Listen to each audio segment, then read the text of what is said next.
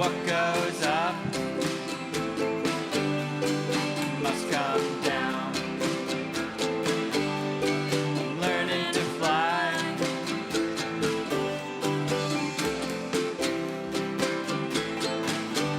I'm learning to fly.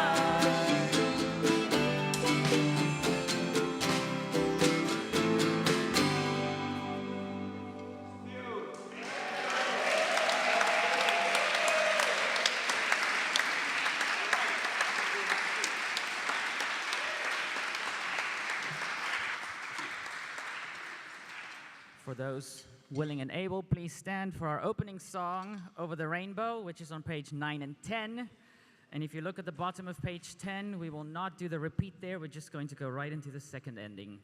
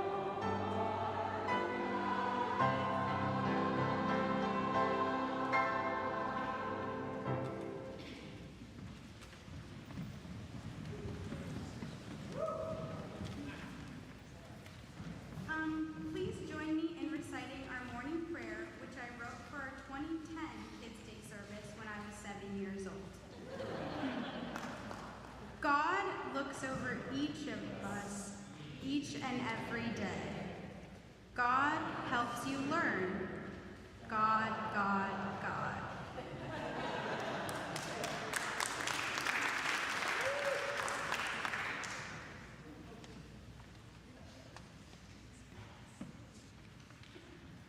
Miss God by Connie Womack.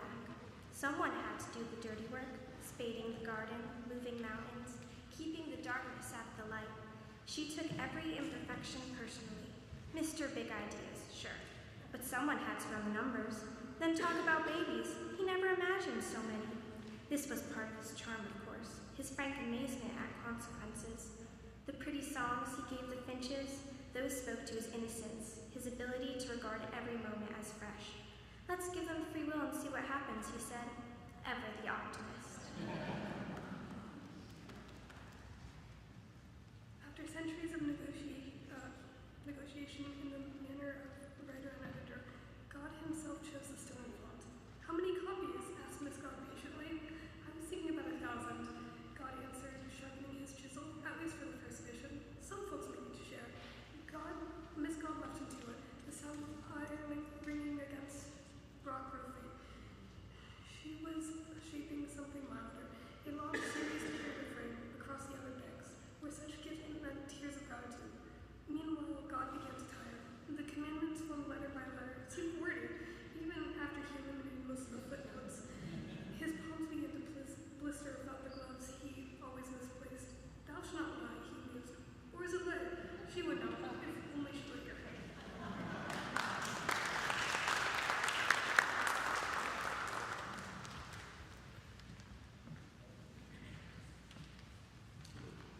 Well, good morning. Welcome to Kids Day, Judson's annual celebration of children and youth. My name is Andy Frantz. I am the Grand Poobah of all things Judson Sunday School. And we'd like to, thank you very much. Let's just see if we can get through this service, okay?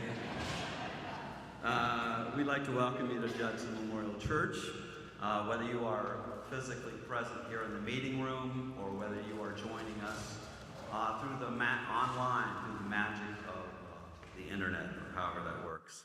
And whether this is your first Kids Day service or your 32nd Kids Day service, like some of us here, or somewhere in between, we're just tickled pink that you could all be here with us. We have a lot in store for you today. As you've already heard, we have some songs and some stories that will be new to you. Some you'll go, oh, I've heard that one before. And but I just want to make a couple of announcements before we get back into things. There's an ice cream social immediately following the service for those of you in the meeting room. For those of you watching online, you can just go to your freezer and help yourselves. Today's offertory is going to be a little bit different than your usual offertory. I'll ask that whoever's in charge of collecting money just come on up and do your thing. But the offertory itself is about 12 minutes long.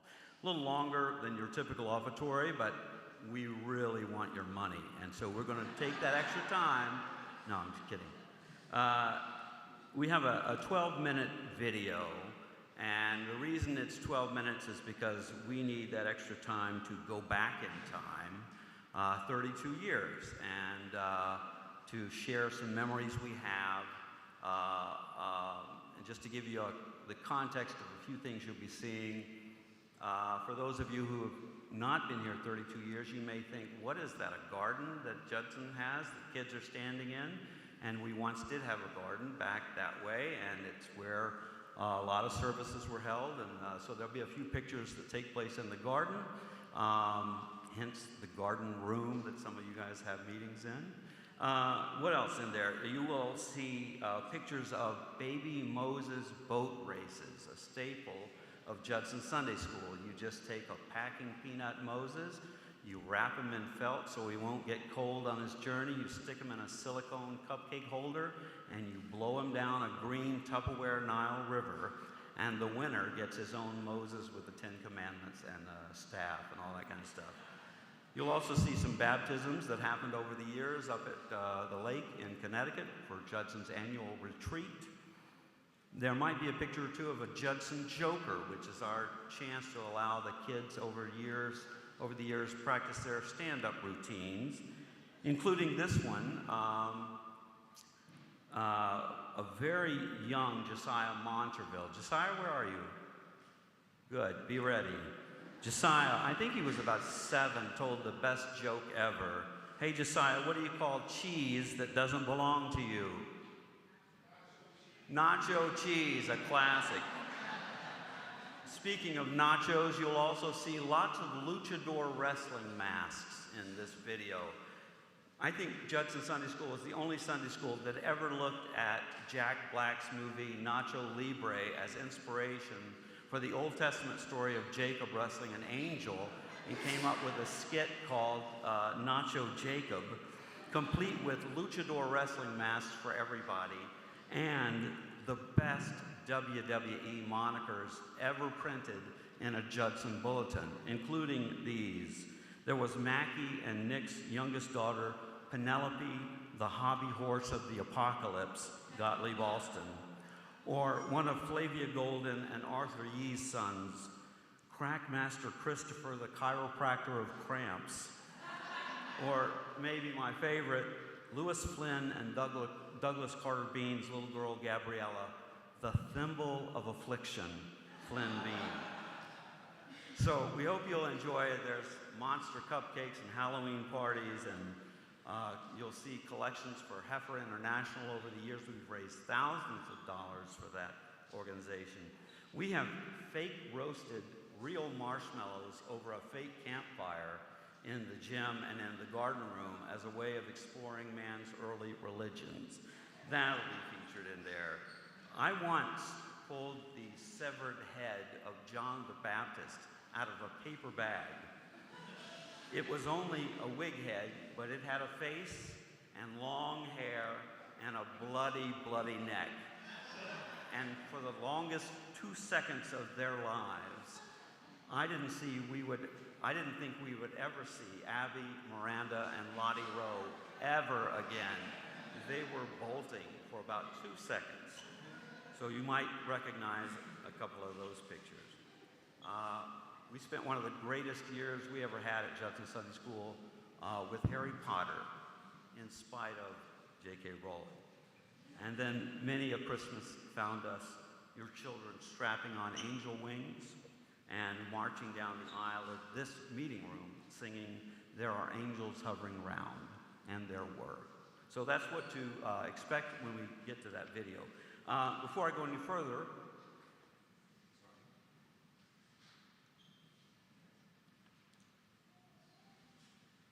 if I'm sounding especially sexy this morning, it's because my sinuses went on the attack around Wednesday. The lovely allergies, and what do we have? Sahara desert stuff coming up from the bottom, Canadian wildfires up at the top. So I'm like, as Melissa said, you're not quite Barry White, but you're close. So anyway, before I go any further, I want to introduce you to the teachers, our teachers for this year, AKA the Poohbettes, whose help, I just couldn't do this job without them. I looked it up. Over the course of the 32 years that I've been doing this, we have had 71 different teachers come through Judson. Many of them stayed on 3, 4, even 10 years. And they came from all walks of life. We had believers and skeptics and Protestants and Catholics and Jews and Muslims and artists and dancers and musicians, and we had grad students, nursing students. We even had a few burlesque performers. So of those 71, I'm very proud of the 18 who were former Judson kids who grew up in our program and came back to help either with childcare or with teaching Sunday school classes, including the 3 people that I want to introduce today. And I need Esfahan to help me out here. So Esfahan, if you'll just come stand by me, and when I call out their names, will you give them a card, this card right here?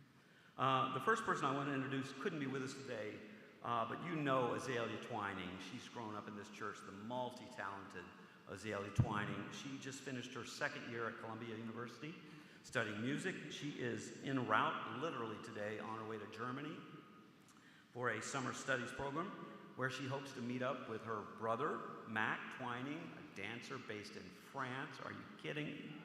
And a former Poohbette himself. So anyway, we thank Azalea for her help.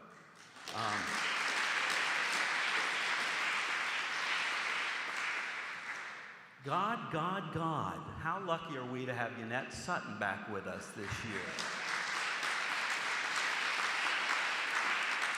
Nettie graduated a year ago from college, and for the past year she's been back in the city, living and working.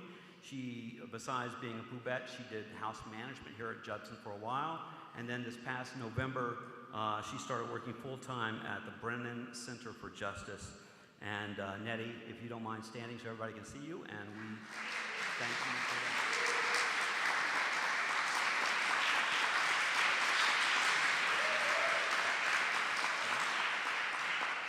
Jahsiah Montrevil, the great joke teller that he is, as an early education major at Gutman Community College, he has a passion for connecting communities, which he does through his student leadership roles.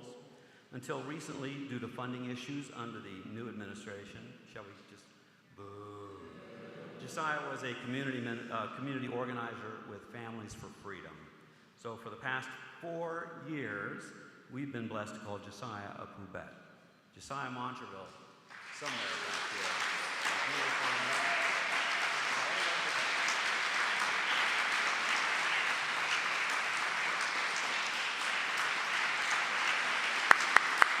Thank you, Jahsiah, and thank you, Yineth. One of Judson Kids Day long-standing tradition started way back in the 90s when my first group of parents were looking for a way to honor the children that were graduating from middle school.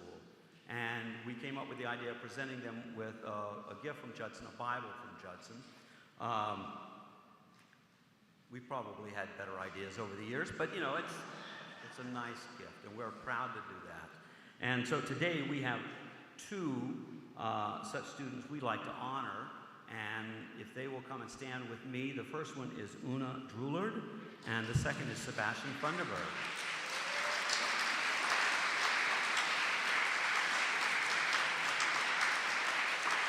Find your way through.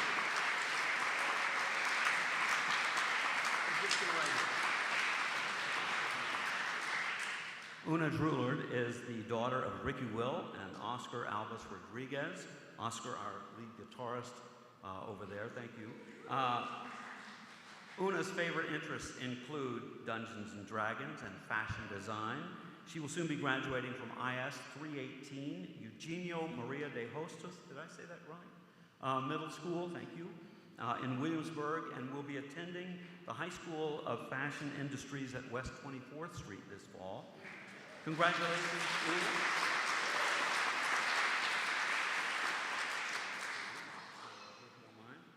Sebastian Funderburgh is the son of Jenny Seelig and Dan Funderburgh. He is all set to graduate from Eastside Community Middle School, and this fall he will be attending the High School of Art and Design on East 56th Street, where he's leaning toward joining the animation program. Congratulations, Sebastian. Stay around here for a second. If you don't mind, just hang tight.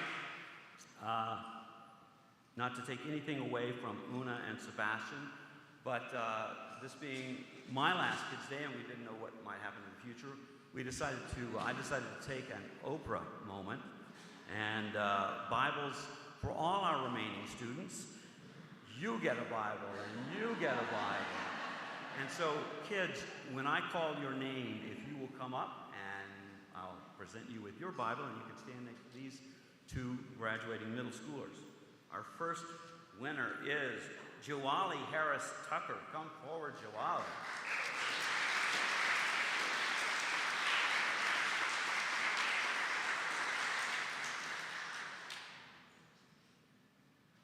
Thank you, Charlie. Let's see who's next. Phaedra, Alice, Droullard. Faye, come on up here.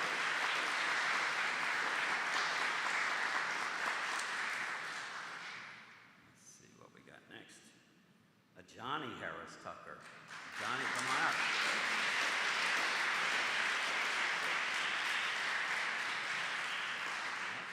Everybody's sister.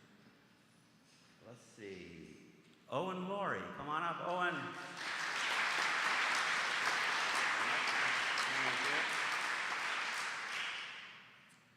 Esfahan, Isabella Alaví.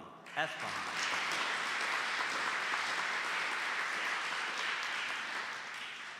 I'm not sure, is Madeleine here today? Madeleine Harvey?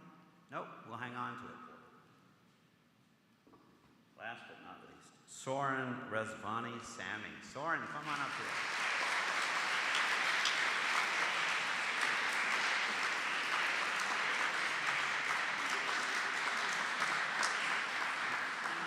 Okay, so as we say every year,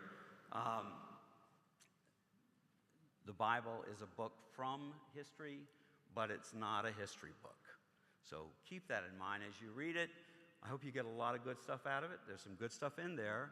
There's also some stuff you'll want to skip over. But you know that because you've been spending the last few years doing just that, right? More important than any Bible story we have ever read or any Bible story you will ever read is the story you are writing with your own life.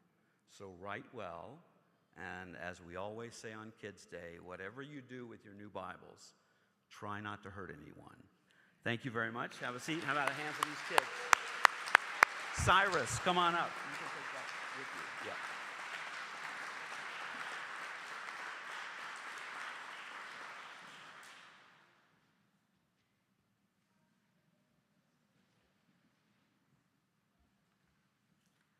This morning's new testimony is taken from Holy the Firm by Annie Dillard. A blur of romance clings to our notions of publicans, sinners, the poor, the people of the marketplace, our neighbors, as though God, of course, should reveal himself, if at all, to these simple people. These Sunday school watercolor figures, who are so purely themselves in their tattered robes, who are single in themselves, while we are various, complex, and full at heart. We are busy. So, I see it now, were they who shall ascend into the hill of the Lord, or who shall stand in his holy place. There is no one but us. There never has been. There have been generations which remembered, generations which forgot. There's never been a generation of whole men and women who have lived well for even one day. Yet some have imagined well, with honesty, art, the detail of such a life, and have described it with such grace that we mistake vision for history, dream for description, and fancy that life has devolved. So, you learn this studying any history at all, especially the lives of artists and visionaries. You learn it from Emerson, who noticed the meanness of our days is itself worth our thought, and you learn it fitful in your pew at church.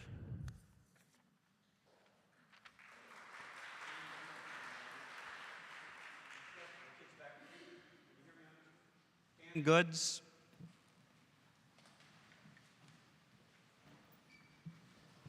I'll keep talking. How about this? Can you pick me up over here? I just moved this one from right here. How about now? Is that better? Good. Okay.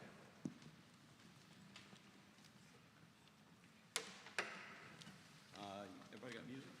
Just grab any of these microphones there.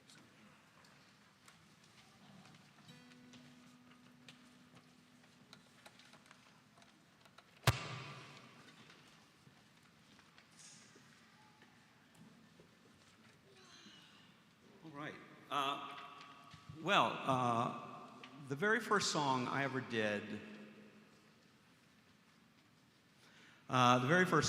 did, at Judson was probably on a Judson weekend, 1994, with Rachel Tinney and Martha Tinney. Rachel was probably 8 or 9. Lulu Fogarty would have been 7 or 8. The Roderick Girls. Aaron Dickerson, Lauren Otis, that crowd. And we did this song, Canned Goods, which I'd like to teach you the chorus, or have them to teach you the chorus. So I don't know what page it says, but I'm sure you can find it. Page 8. And what we did back then was we teamed the girls up to do a line, and we gave them goofy names. So the Anne-Marie and Emma Rose Roderick were the Rockin' Rodericks, and we had the Twisted Tinney sisters. And I think Lou and Flannery Spring Robinson were Flu.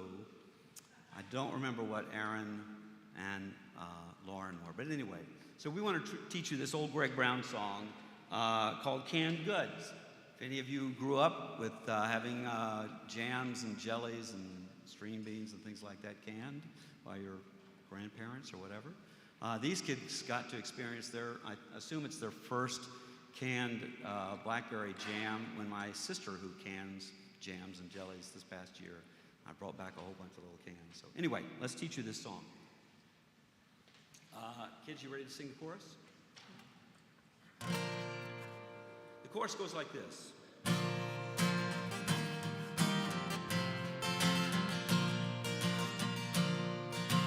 Peaches on the shelf, potatoes in the bin. Supper's ready, everybody come on in. Taste a little of the summer. Taste a little of the summer. Taste a little of the summer. Grandma put it all in jars. Let's let you try it. You'll learn it by the time we're done. Peaches on the shelf, potatoes in the bin. Supper's ready, everybody come on in. Taste a little of the summer. Taste a little of the summer. Taste a little of the summer. Grandma put it all in jars.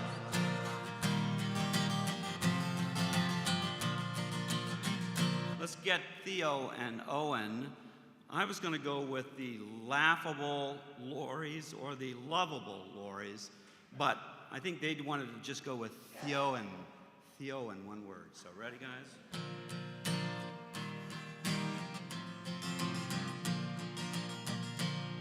Well, there's a fruit cellar down below. Watch your head now and down you go. Peaches on the shelf, potatoes in the bin. Supper's ready, everybody come on in. Taste a little of the summer. Taste a little of the summer. Taste a little of the summer. Grandma put it all in jars.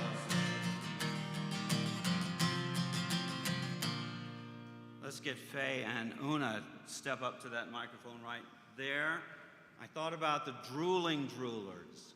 I thought about the darling droolers. I think we'll go with the darling droolers. Ready, girls?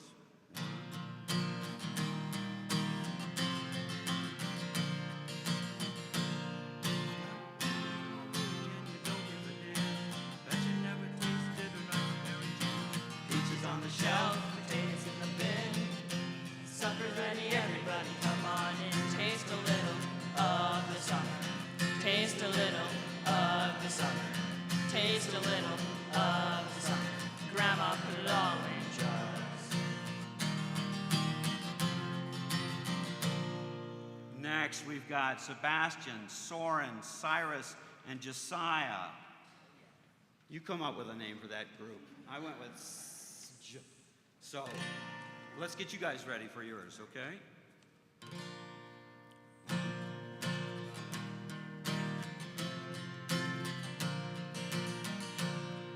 Oh, she got magic dinner, you know what I mean.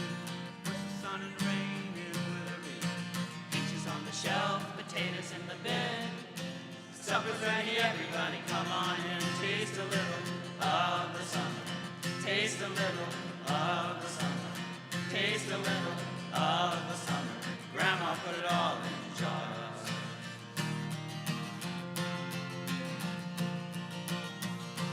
Let's get Nettie, and you want to just get everybody?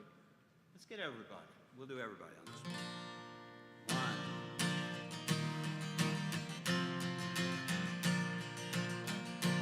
Well, with the snow and the economy and everything, I think I'll just stay down here and eat until spring. Peaches on the shelf, potatoes in the bin. Supper's ready, everybody come on in. Taste a little of the summer. Taste a little of the summer. Taste a little of the summer. Grandma put it all in jars. We'll take the long one here. When I go down to see Grandma, I gain a lot of weight. With her dear hand, she gives me plate after plate. She cans the pickles, sweet and dill, and the songs of the whippoorwill, and the morning dew, and the evening moon. I really gotta go down and see her soon, 'cause the canned goods that I buy at the store ain't got the summer in them anymore. You bet Grandma, as sure as you're born, I'll take some more potatoes in a thunderstorm. Peaches on the shelf, potatoes in the bin. Supper's ready, everybody come on in. Taste a little of the summer. Taste a little of Taste a little of the summer. Grandma put it all in jars. Last line again. Grandma put it all in jars. One last time.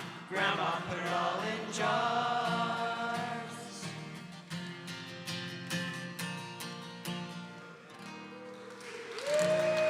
Thank you. Have a seat. I think it's time for, what's next? You guys? Go ahead.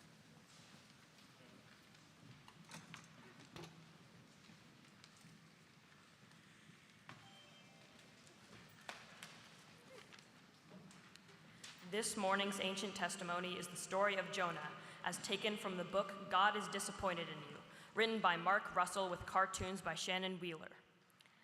God was sick to the teeth with Assyrians. They conquered Israel, looted its wealth, and scattered its people to the wind. Assyria was totally being a pill. So God sent a prophet named Jonah to their capital city, Nineveh, to tell the Assyrians that God was going to kill them all in 40 days' time. Jonah worried that they might not be entirely receptive to that idea. In fact, he worried that they might make balloon animals out of his testicles.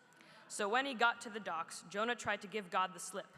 Instead of going to Nineveh, he boarded a ship to the city of Tarshish. But God is not easily fooled. He sent a storm to intercept Jonah's boat.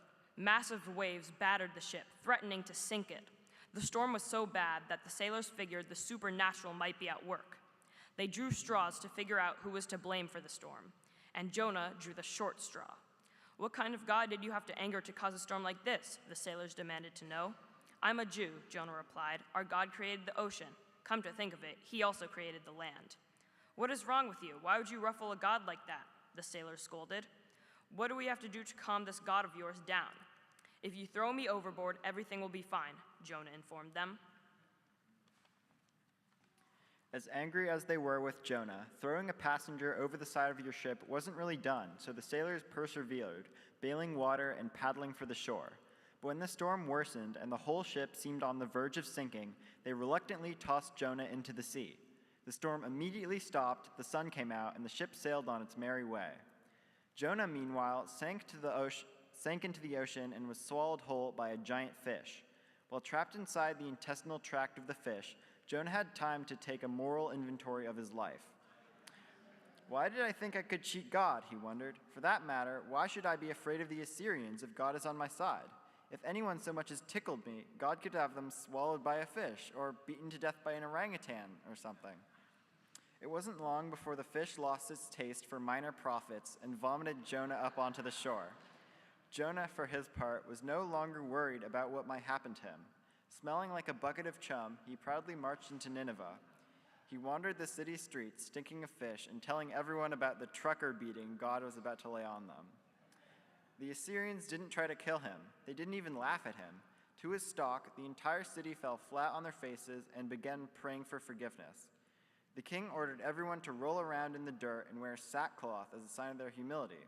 They even dressed their animals up in cute little sackcloth outfits. "That's right," Jonah said, smug with power. "You should be afraid." Having delivered his message of doom, Jonah triumphantly marched out of the city, found a nice shady tree under which to sit, and waited for the fireworks to begin. Only, the fireworks never came. God's deadline came and went, and still Nineveh stood, every brick in place. Jonah sat there, disappointed. "God, you told me you were going to destroy Nineveh. You brought me out here specifically to tell them that. I came hundreds of miles inside a fish. You're totally leaving me hanging here." "I changed my mind," God shrugged. They were also sad and apologetic. It made me feel sorry for them. "Fine, but just so you know, I don't appreciate being made to look like an idiot." God smote the shady tree Jonah was sitting under, causing it to wither, die, and topple over. "Oh, great," Jonah said. "It's like 100 degrees out here. Just kill me now. This is the worst day ever." "You're upset about the destruction of a single tree?" God said. "A tree you did nothing to plant, a tree you never watered or nurtured in any way? That city over there has 120,000 people, every single one of whom I created and care about. Are you telling me that their deaths shouldn't bother me? Just because they chose the wrong religion doesn't mean that I don't love them just as much as I love you."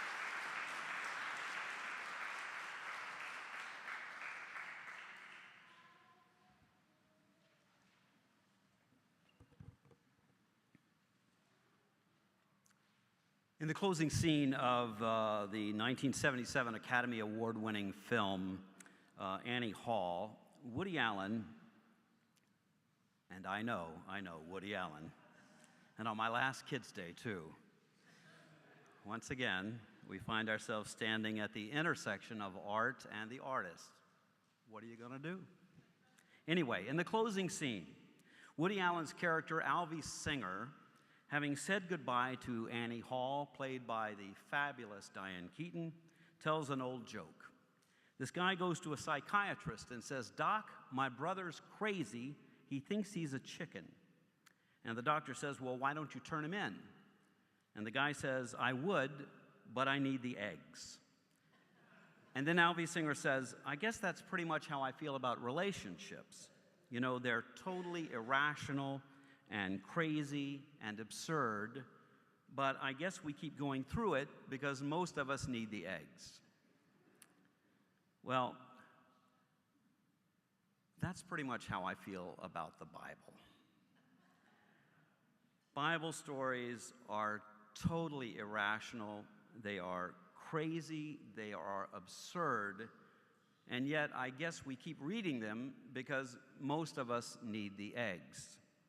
Now that may seem like an odd confession coming from someone who has spent the past 32 years trafficking in Bible stories, among other things, and watching Judson Sunday schoolers trying to make sense of it all.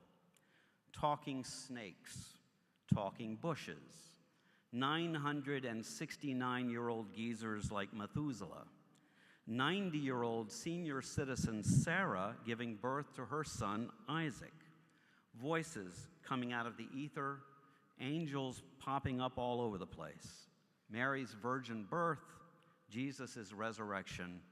Judson Sunday School is no stranger to the irrational. It could be a story about a woman famous for taking a bath who just happens to be named Bathsheba.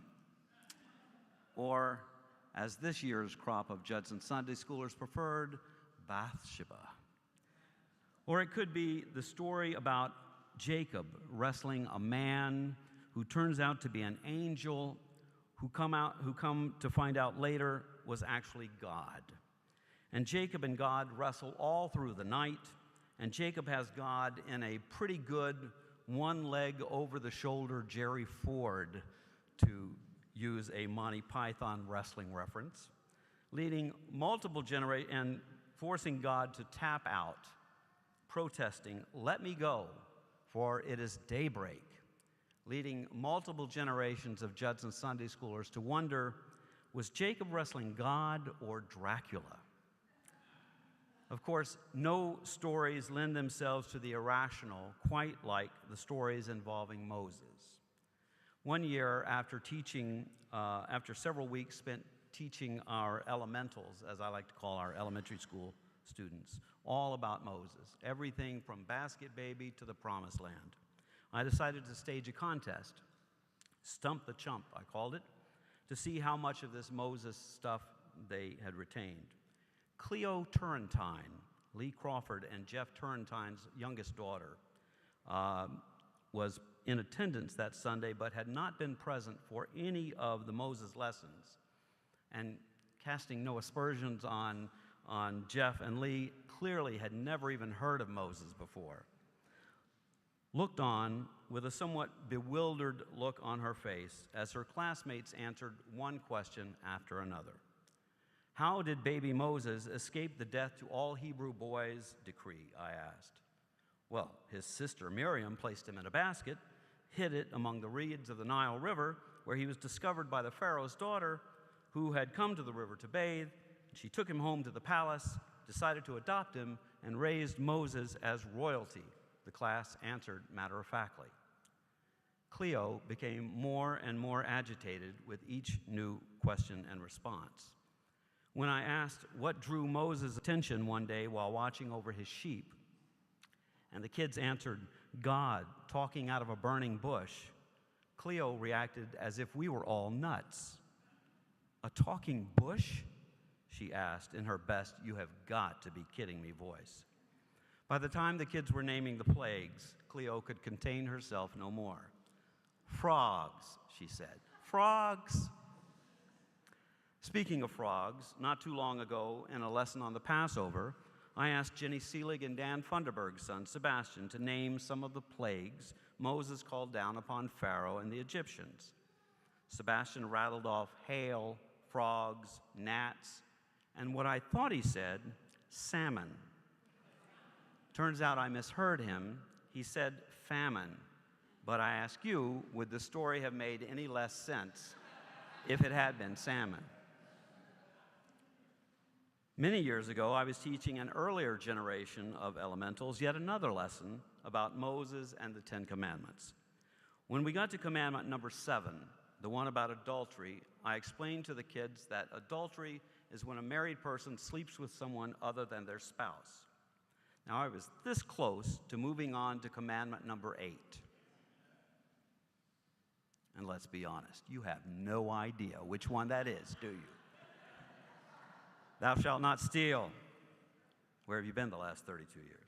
Anyway, I was this close to moving on when one of the children said, Andy, I don't get it. Jesus was the son of Mary and Joseph, and yet God is supposed to be Jesus' real dad.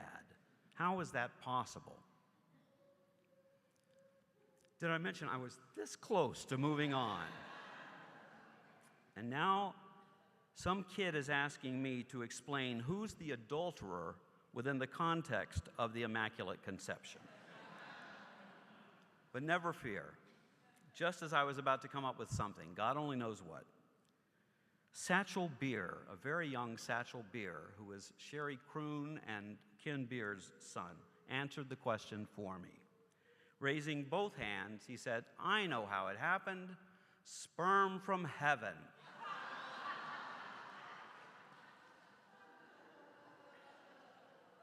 Sounds good to me, I said. Who wants to go play in the gym? Sperm from heaven. I thought seriously about using that as the title for my Kids' Day speech that year. But back in those days, they used to post the title of the weekly sermon on Judson's message board outside the church. You put sperm from heaven on that message board, and we don't have enough chairs in the world for everyone who will want to attend that service. Sperm from heaven, salmon from heaven, it all begs the question, why? Why do we keep returning to these crazy stories? Annie Dillard might have an answer for us. I've always been such a big fan of Annie Dillard's An American Childhood, Teaching a Stone to Talk, Pilgrim at Tinker Creek. I've relied on her insights for many a Kids' Day speech, no less so today. In this morning's New Testimony that Cyrus read, Ms. Dillard reminds us that one of the reasons we are drawn to these Sunday school watercolor figures, as she calls them, so wonderfully imagined by those ancient storytellers, is that even today, we can find our story in theirs. In her book, For the Time Being, Ms. Dillard points out, the absolute is available to everyone in every age. There never was a more holy age than ours, and nevertheless, there is no less holiness at this time than there was the day the Red Sea parted. In any instant, the bush may flare. Now, one would be hard-pressed, indeed, to find a more imaginative watercolor figure than Jonah. I chose Jonah for today's ancient testimony for several reasons. One, I have been trying to squeeze Dan Albergatti's beautiful poem, Things to Do in the Belly of the Whale, into a Kids' Day service for ages now. The poem speaks to finding ourselves in the unexpected time, the desperate time, even the horrific times, a breakup, a divorce, cancer, the death of a loved one, COVID, Trump, and how we might mark our days, perhaps even discover our purpose if given another chance. Another reason I chose this morning's particular ancient testimony is because when it comes to the totally irrational, it doesn't get any more absurd than the story of Jonah and the whale. Now, the original Hebrew went with great fish, but the Greeks would later translate it as huge whale. I prefer the Greeks. Who doesn't enjoy a great whale tale? From Jonah to Herman Melville to everyone's favorite fake marine biologist, George Costanza, and the story of his rescuing a beached whale by pulling a Titleist golf ball out of its blowhole. The sea was angry that day, my friends, like an old man trying to return soup at a deli. The story of Jonah is the story of a man called by God, who instead chose to run away. It's a sailor's tale of a storm at sea, a man sacrificed to appease an angry God, and best of all, a sea monster. It's a story of reassessment. But in the end, the story of Jonah is the story of unexpected mercy, both for Jonah and for the Assyrians, which, like all acts of mercy, becomes a teachable moment. As far as Judson Sunday School is concerned, when it comes to the story of Jonah and the whale, or for that matter, any Bible story, what I've always told your children is to look for the truth within the story rather than the truth of the story. Don't get caught up in all the bells and the whistles and all of the Bible's fireworks. Don't let the craziness turn you around. It's not about the whale. It's never about the whale, or the talking bush, or frogs falling from the sky, or even virgins giving birth. The point of the story, the point of all of these stories, the egg we need, to borrow a metaphor from Annie Hall, is the call into relationship, the call to service. At the heart of all our stories lies the hope that somehow, in the face of life's mystery, we are known and we are needed. If you're looking for one more reason why I went with Jonah, it might be this. When it comes to calling stories, I think I can give Jonah a run for his money. I grew up in the church. I was raised a Southern Baptist. I was licensed to preach when I was only 16 years of age. I was a ministerial student in college, Samford University in Birmingham, Alabama, where I majored in religion and would spend my college years preaching in numerous churches, working as a youth director in several more, even serving as an interim pastor at a little church out in the country, Oakdale Baptist Church in Raymer, Alabama. Y'all know where Raymer is, don't you? Sometime around my junior year of college, I began to have a lot of questions about my faith. Intellectually, Southern Baptists, I'll let you finish that sentence however you'd like. Bless their hearts. And to be honest, even Christianity was making less and less sense to me. As the late comedian Bill Hicks used to joke, the great message of Christianity is eternal suffering awaits anyone who questions God's infinite love. So like I was saying, I had a lot of questions, and the church wasn't exactly providing any answers. Every week it was the same old hymns, the same old sermons, everything designed for your life in the next world, not this one. By the end of my junior year, I'd had enough. And upon graduation, I boarded not a ship bound for Tarshish, but a Trailways bus bound for New York City. Now, in those days, abiding in the same city, lived an old college buddy of mine, better known to you as Abigail Hastings. And one day, Abigail invited me to Judson Memorial Church. She went on and on about how Judson was a different kind of church. For one thing, it was American Baptist, not Southern Baptist, and it was extremely liberal, she said. And while the idea of church still held no appeal for me, the idea of brunch afterwards at El Coyote. Anyone remember El Coyote? Broadway and 9th Street? That tempted me greatly. So, Thus it came to pass on October 30th, 1983, Halloween Sunday, I visited Judson for the first time. Let me just say that as first impressions go, I found Judson to be rather wanting. For even the good people of Judson chose not to sing a new song unto the Lord, but the same damn hymns I'd grown up singing all my life. A mighty fortress is our God. There is a balm in Gilead. 2 songs I could sing with my eyes closed and never miss a word. The liturgist for that Sunday was the Reverend Howard Moody, a 60-something-year-old ex-Marine and former Southern Baptist sporting a flat top. Sister, please, if I had a nickel for every time I'd had to listen to a Southern Baptist sporting a flat top, I'd be rich as Rockefeller. Howard read something by some feminist poet, and it was good, I guess, but that was immediately followed by another congregational hymn, Just As I Am. Are you kidding me, Hastings? Just As I Am was the altar call of just about every church service I attended growing up. It is 6 verses long and bitterly despised by anyone hoping to get a decent table among the after-church lunch crowd. I'll tell you what, when Judson sang Just As I Am that Sunday morning, if looks could kill, Abigail Hastings would not be alive and sitting here with you today. After we finished singing and Howard had read the scripture, a rather matronly-looking woman came forward to sing the special music.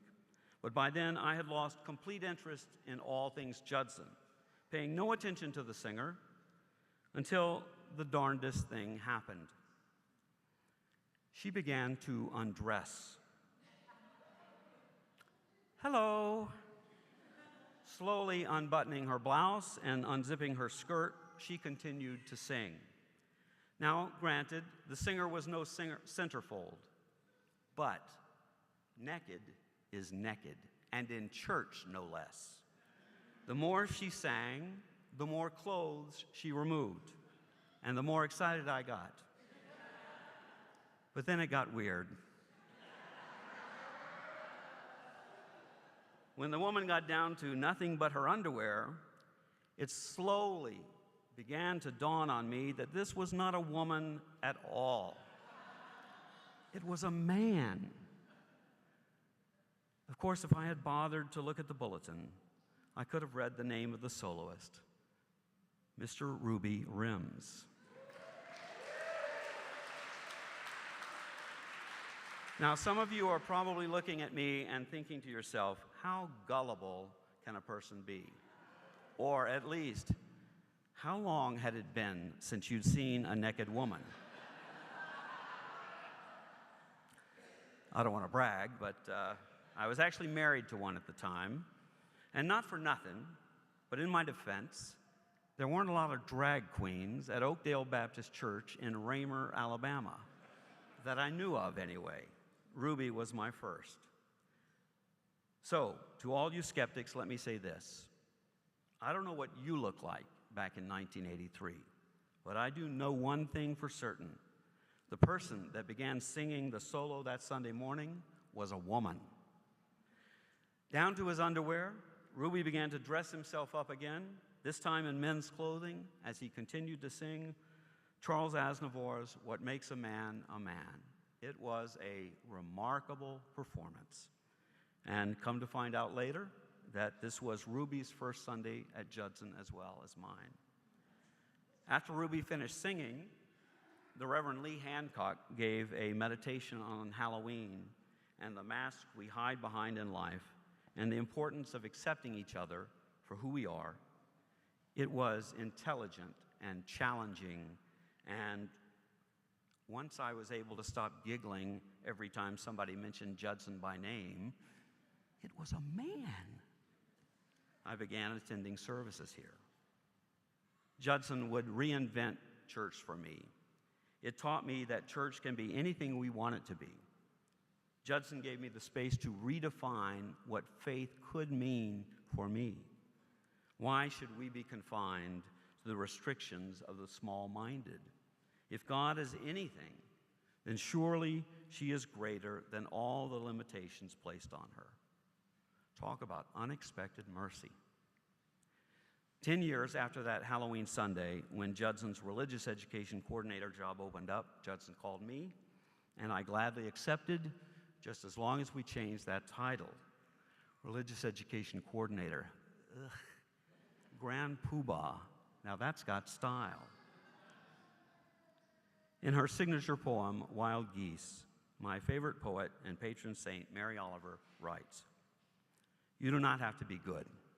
You do not have to walk on your knees for 100 miles through the desert repenting. Whoever you are, no matter how lonely, the world offers itself to your imagination, calls to you like the wild geese, harsh and exciting, over and over, announcing your place in the family of things. However you choose to characterize that call, the call of God, the call of the world, it is the same call heard by Jonah and all those watercolor figures we've been reading about in Judson Sunday School for the past 32 years. It is a call into relationship, a call to service. And that call can lead each of us to the most unexpected of places, to the most unimaginable delights. Just look at me. By the grace of God, oh goodness, the power of enduring friendship, and the mysterious allure of a drag queen, it led me here to you. Thank you.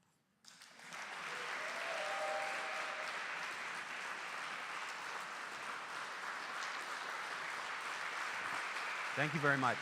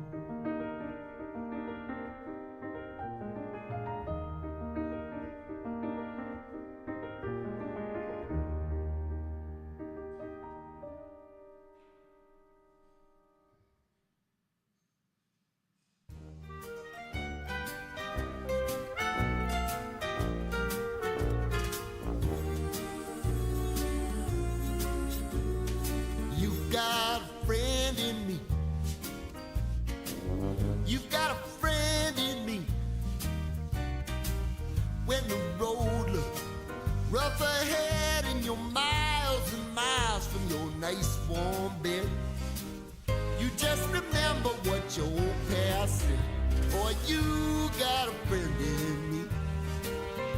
Yeah, you got a friend in me.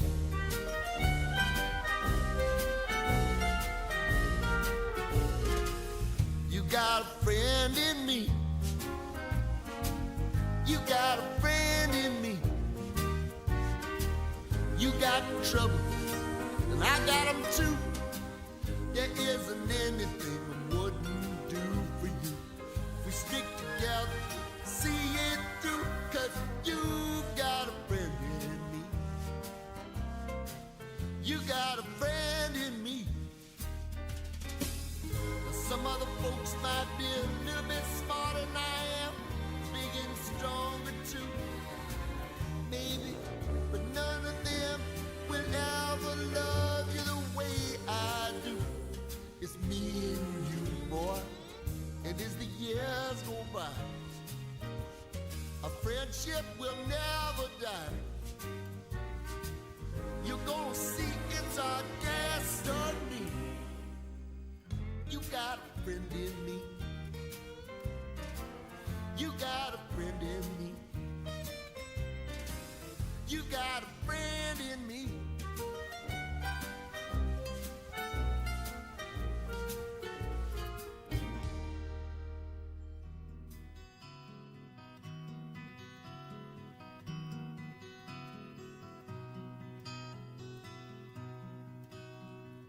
Yesterday, a child came out to wander, caught a dragonfly inside a jar. Fearful when the sky was full of thunder, and tearful at the falling of a star. And the seasons, they go round and round, and the painted ponies go up and down. We're captive on a carousel of time. We can't return, we can only look behind from where we came, and go round and round and round in the circle. Then the child moved 10 times round the seasons, skated over 10 clear frozen streams. Words like, when you're older, must appease him, and promises of someday make his dreams. And the seasons, they go round and round, and the painted ponies go up and down. We're captive on the carousel of time. We can't return, we can only look behind from where we came, and go round and round and round in the circle again.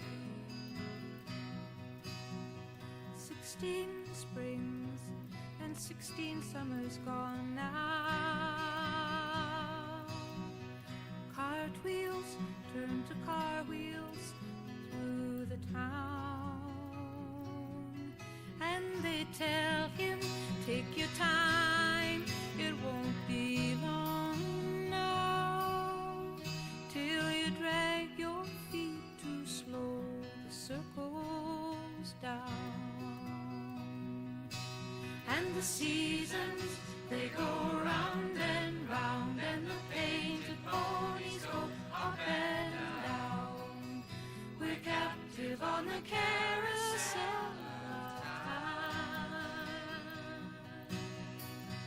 We can't return, we can only look behind from where we came, and go round and round and round in the circle again. So the years spin by, and now the boy is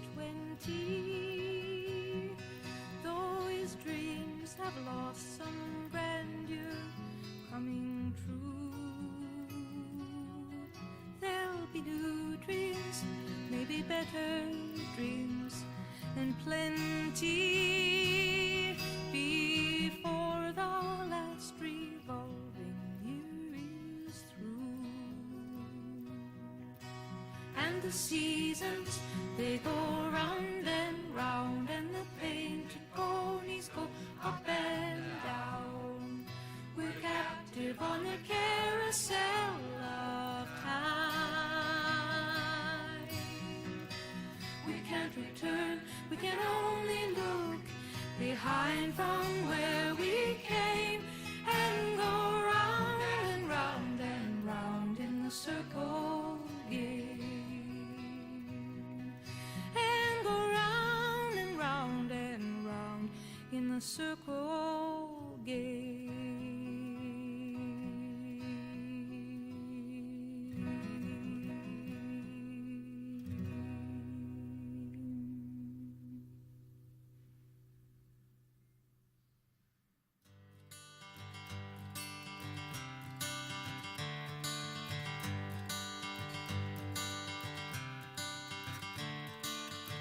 Another turning point, a fork stuck in the road.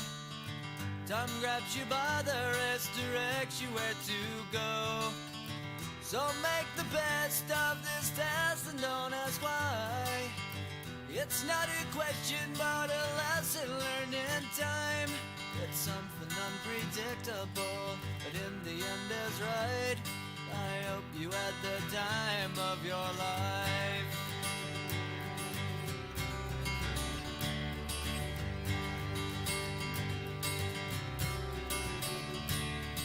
So take the photographs and still frames in your mind, hanging on a shelf in good health and good time. Tattoos of memories and dead skin on trial. For what it's worth, it was worth all the while. It's something unpredictable, but in the end is right. I hope you had the time of your life.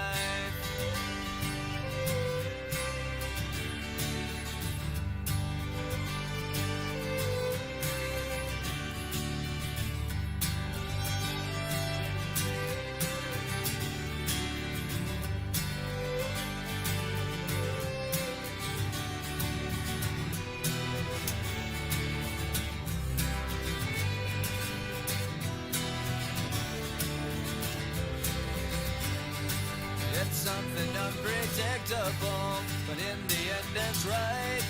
I hope you had the time of your life.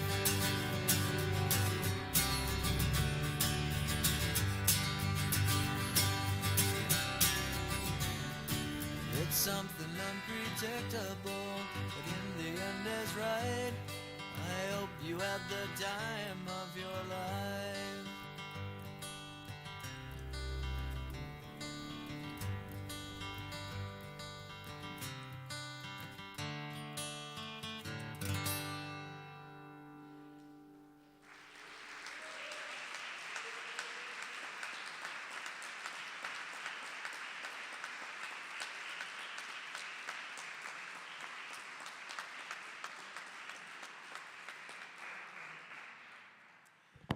Hello, everybody. My name is Micah, ardent disciple of the Grand Poobah over here, and just a quick note to say that if you are having the same feeling that I'm having and wanting this service to never end, or at least go on for one more hour, you are in luck, because we have some other disciples of the Grand Poobah who have created a beautiful, beautiful celebration of Andy that will follow this service, so stick around. We're still going to be benedicted, we're still going to sing again, but then there will be beautiful cake, ice cream, and community in the back of the room, and then we'll pull you back into this space. So hang out, shower your praises on the Grand Poobah, and do not leave. Stick around, there's more to come. Yineth, you coming up?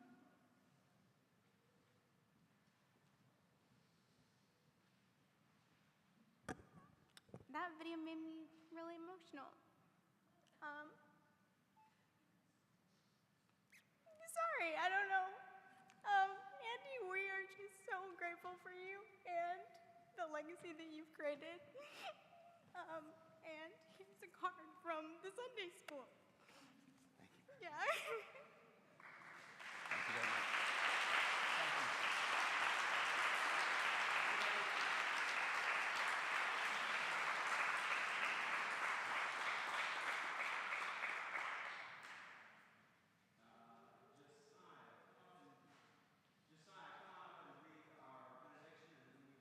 For our Forever Young after that.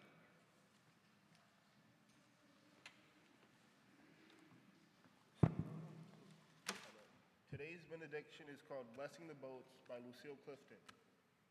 May the tide that is entering now, even the lip of our understanding, carry you out beyond the face of fear. May you kiss the wind and turn from it, certain that it will love you back. May you open your eyes to water, water waving forever. And may you in your innocence sail through this to that. Thank you. Come up here, and we will lead you guys in a closing hymn or song.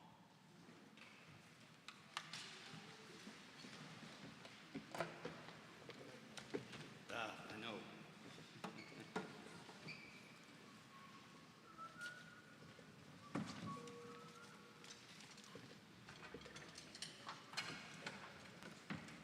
Grab the music and find a microphone, okay?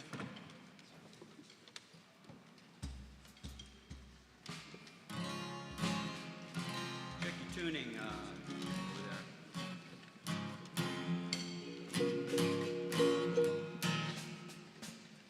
Well, thanks everybody for being here today. I thought I was going to be able to make it through that last paragraph of the sermon, but things get you. Thank you for being here. Thank you for these kids for everything they've gone through this year with me, another year together. And thank you for the parents for supporting Judson Sunday School, another year of Judson Sunday School.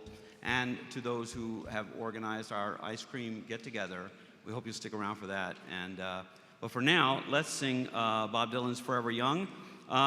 There are different ways to sing this. We slow this way down. We're taking it right off of the album, Planet Waves. He has 2 different versions of this song on that one album.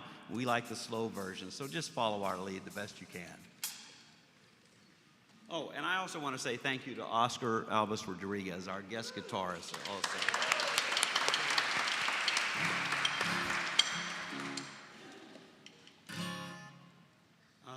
We ready? Everybody ready? 1, 2, ready, go.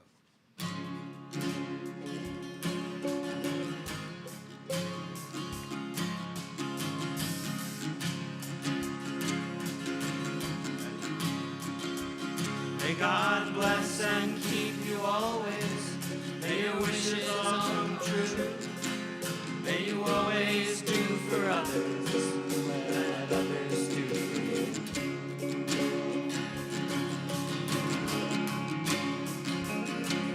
May you build a ladder to the stars and climb on every rung.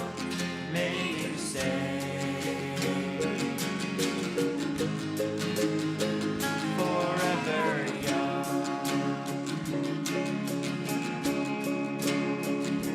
Forever young. Forever young. May you stay forever young.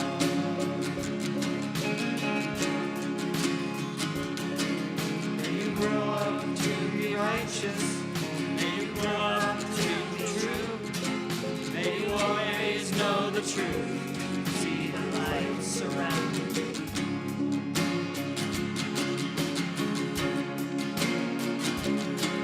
May you always be courageous. Stand upright and be strong. May you stay forever young.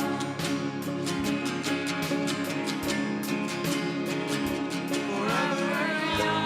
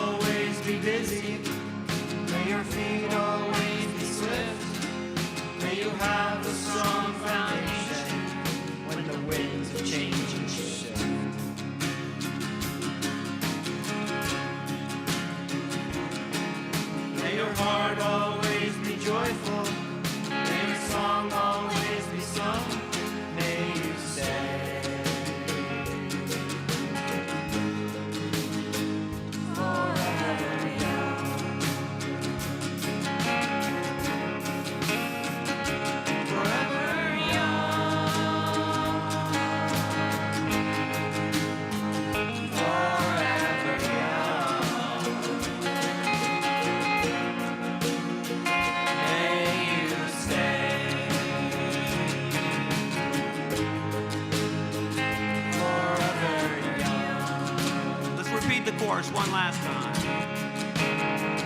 Forever young.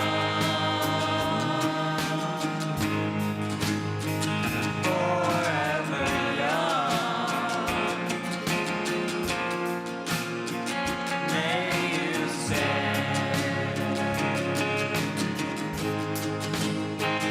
Forever young.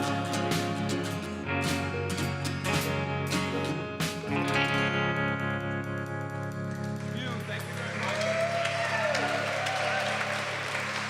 Good job. Thank you all.